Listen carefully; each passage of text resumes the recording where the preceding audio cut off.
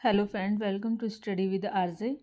हम यहाँ पर होम साइंस के पेपर्स के बारे में कुछ टॉपिक्स के बारे में डिस्कस कर रहे थे। तो हमारा लास्ट टॉपिक चल रहा था न्यूट्रिशंस, जिसमें हमने आपका कार्बोहाइड्रेट के बारे में डिस्कस किया था। फिर हमने एक प्रोटीन विटामिन के बारे में भी डिस्कस किया था। तो आज हम बात करेंगे प्रोटीन के बारे में। Protein is the most important topic in nutritions. ठीक है, ओके।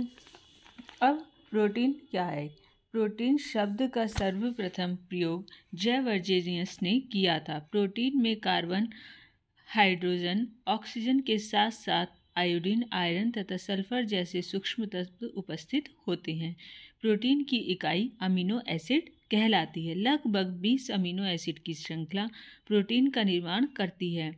हमारे शरीर को प्रोटीन निर्माण के लिए लगभग 20 प्रकार के अमीनो एसिड की आवश्यकता होती है, जिससे 10 का निर्माण शरीर स्वयं कर लेता है, जिन्हें अनावश्यक एसिड कहा जाता है, जबकि 10 को हम अपने भोजन जैसे सोयाबीन, सभी प्रकार के दालें, मांस, मछली, अंडा से प्राप्त करते हैं। ठीक है, तो जो नहीं शरीर स्वयं प्राप्त करता है उन्हें क्या कहते हैं? अनावश्यक एसिड अम्ल। और जिन्हें हम बाहर से प्राप्त करते हैं उन्हें कहते हैं आवश्यक एसिड या आवश्यक अमीनो एसिड। ठीक है, अंडे के पीले भाग में प्रोटीन के साथ साथ वसा, विटामिन, खनिज लवण उपस्थित होती हैं। पीले भाग के अधिक प्रयोग में आने से शरीर में कोलेस्ट्रॉल की मात्रा अधिक हो जाती है, जो रुधिर परिसंचरण व हृदय के लिए हानिकारक होती है। लेकिन सफ़ेद भाग में अंडे के केवल प्रोटीन पाया जाता है। प्रोटीन हमारी ऊर्जा का अच्छा स्रोत है, फिर भी इसे 1.0 ग्राम से 4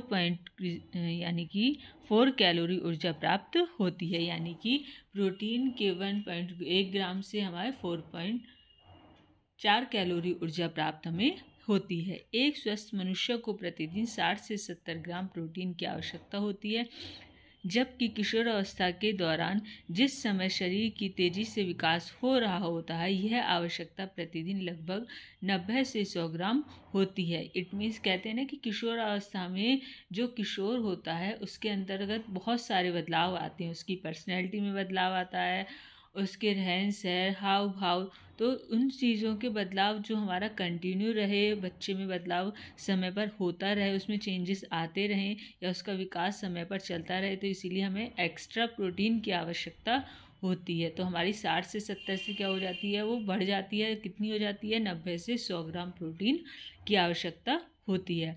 प्रोटीन में नाइट्रोजन उपस्थित होता है, जो अंतिम रूप से पचने के बाद यकृत के द्वारा इसे नाइट्रोजनी अपशिष्ट पदार्थ को मुख्य रूप से यूरिया में परिवर्तित कर दिया जाता है। अर्थात यूरिया का निर्माण यकृत से होता है, जो जल में घुलनशील होने के कारण रुधिर में घुल जाती है। चूँकि इसकी अधिक मात्रा शरीर के लिए हानिकारक होती है, इसलिए इसे शरीर से निकालने के लिए वृक्क जैसी जटिल संरचना की आवश्यकता होती है। वृक्क का निर्माण नेफ्रॉन नामक कोशिकाओं से मिलकर होता है। अर्थात यह वृक्क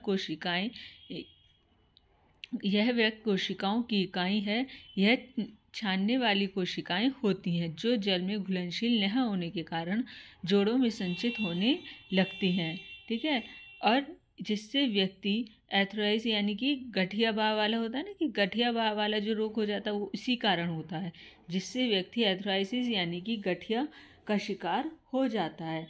एवं प्रोटीन युक्त अधिक भोजन लेने से ऐसा होता है। वृक्क के खराब हो जाने पर कृत्रिम वृक्क की प्रयोग में लाया जा सकता है, जिसे डायलिसिस कहते हैं। तो हमें इसकी ज़रूरत ही ना पड़े, तो हमें क्या होता है कि प्रोटीन की नियमित रूप से निश्चित मात्रा लेनी चाहिए। ठीक है, अब हम बात करते हैं प्रोटीन की कमी से होने वाले रोग।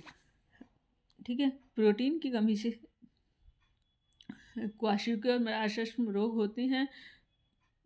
क्वाशियोर क्या होता है? क्वाशियोर, इससे बच्चों का विकास रुक जाता है,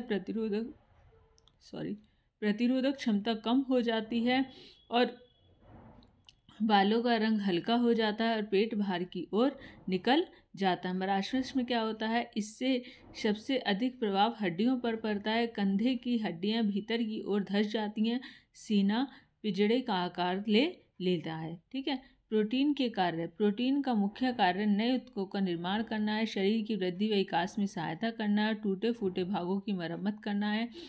इसे बेबी ब्लीडिंग भी कहा जाता है। एंजाइम्स का निर्माण करना है और सभी एंजाइम्स प्रोटीन होते हैं, लेकिन सभी प्रोटीन एंजाइम्स नहीं होते हैं। ठीक है, ओके। तो हमने यहाँ पर जाना कि हमें प्रतिदिन व्यक्ति को कितनी प्रोटीन की आवश्यकता होती है, किशोरावस्था में कितनी प्रोटीन की आवश्यकता होती है, और आवश्यक प्रोटीन कौन सी होती है, अनावश्यक प्रोटीन कौन सी होती है।